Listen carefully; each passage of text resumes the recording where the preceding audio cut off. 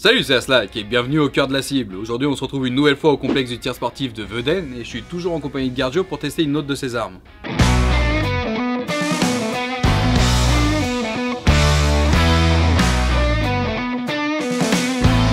Donc aujourd'hui nous allons découvrir et tester le Smith & Wesson modèle 1911 en calibre 45 ACP, qui est probablement l'une des armes de poing les plus emblématiques de l'histoire. Comme toutes les armes de poing en France, elle est classée en catégorie B, donc soumise à demande d'autorisation de détention. Il s'agit donc du modèle 1911 développé par le célèbre John Moses Browning. Une fois le projet finalisé, il sera proposé à l'US Army qui l'acceptera le 28 mars 1911, puis la production de masse débutera à partir du 28 décembre de la même année.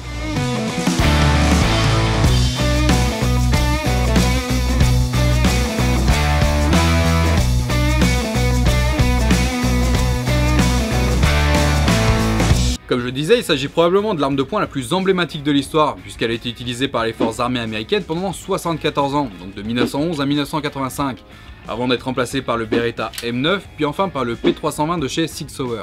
Elle était également l'arme officielle de l'armée américaine et des alliés dans de nombreux conflits, comme par exemple les deux guerres mondiales, la guerre de Corée, celle du Vietnam ou encore la guerre froide. Et encore de nos jours, ça reste une arme appréciée et fiable. C'est une arme tellement célèbre qu'elle apparaît dans de nombreuses œuvres du 7e art, comme par exemple dans le film Il faut sauver le soldat Ryan, ou encore Apocalypse Now, Sin City ou The Punisher. Tiens, petite anecdote aussi, on peut retrouver cette arme dans le film Titanic de James Cameron.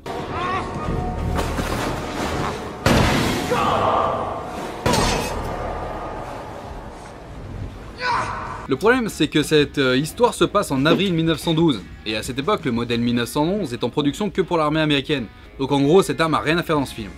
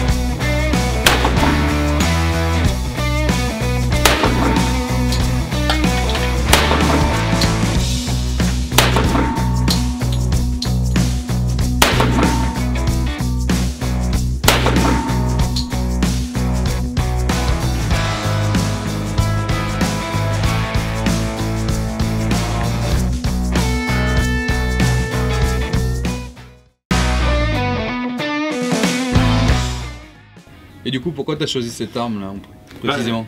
En fait, le 1911, c'est une arme que j'adore, c'est une arme mythique, c'est l'arme légendaire. Ah ouais, c'est clair. Elle est dans tous les films de guerre, les jeux vidéo, et c'est vrai que genre, quand je joue à Call of Duty ou quoi, à chaque fois j'en avais en deuxième arme. Et c'est une arme, rien que pour son esthétique, je la trouve magnifique. Et c'est ça, en fait, je me suis dit, un jour j'aurai un 45, et si je dois prendre un 45, ça sera un 1911. Bah, de toute façon, 1911 c'est 45 quoi.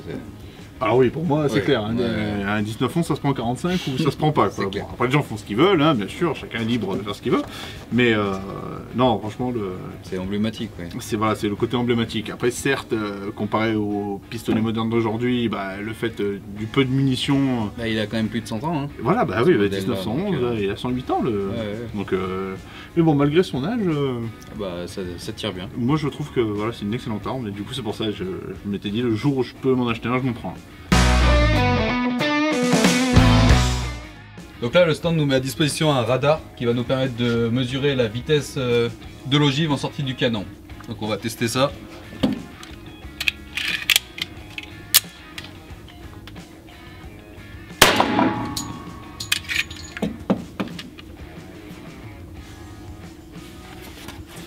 Donc là on a un résultat de 766 pieds par seconde, donc on va le diviser par 3,3.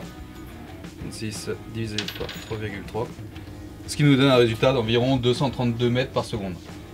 Ça fait combien de temps que tu l'as? Ça fait plus de 2 ans, ouais. Ça va faire 3 ans. Et idéalement je voulais un Colt, parce que forcément Colt 1911, mais forcément, bon, les Colt 1911 sont devenus quasi introuvables. C'est pas le même prix. C'est pas le même prix, parce que ceux qui datent des années 80 sont assez chers.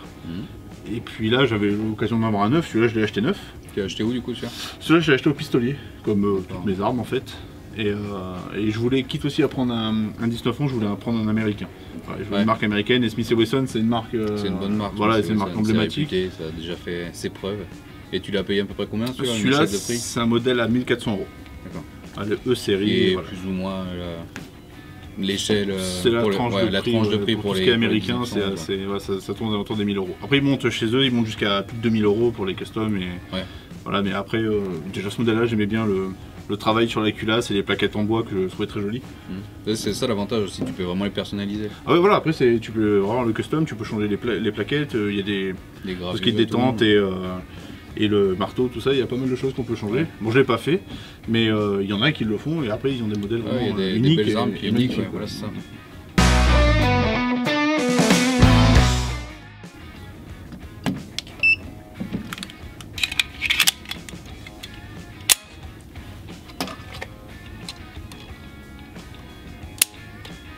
Donc là, il nous a fallu 1,983 kg de force pour pouvoir presser la détente.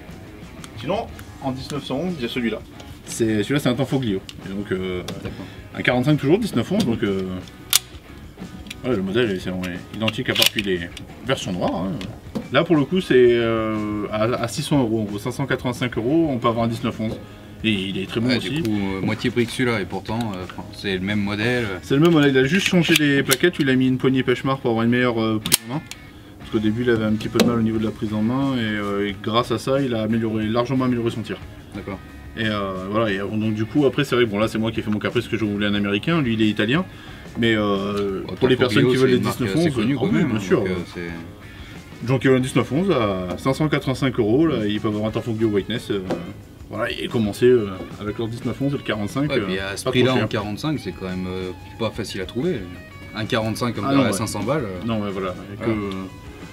Que vraiment, je Tanfoglio, enfin, de ce que j'ai vu, on arrive sur des prix relativement abordables comme ça. Ouais. Et voilà qui termine la vidéo. Un grand merci au complexe du tir sportif de Veden pour nous avoir accueillis et permis de filmer sur le pas de tir. Merci à toi Garjo de m'avoir fait essayer ton 45, c'est vraiment un calibre top et peut-être falloir que je m'en achète un. Je te le conseille. Ben, je vais y penser. Voilà, vous pourrez trouver le lien de sa chaîne et de ses réseaux dans la description, n'hésitez pas à aller faire un tour et puis à vous abonner. J'espère que la vidéo vous aura plu et puis nous on va retourner faire des cartons et puis on se retrouve bientôt pour une prochaine vidéo. Salut! Salut!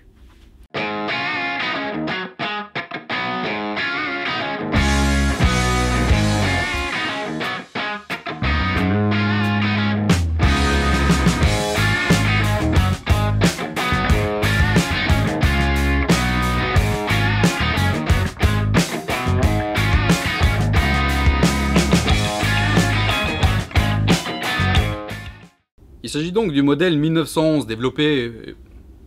Ah merde, AVC, AVC. C'est probablement l'une des armes de poing les plus...